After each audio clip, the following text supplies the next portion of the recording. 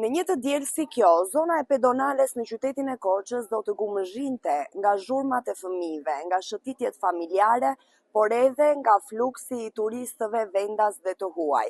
Por, siç e shohim edhe në pamje, pedonalja sot është bosh. Duket që edhe lokalet janë të braktisura, tavolinat thuajse bosh dhe turistët janë ata që ndihen më së shumti që mungojnë në qytetin juglindor.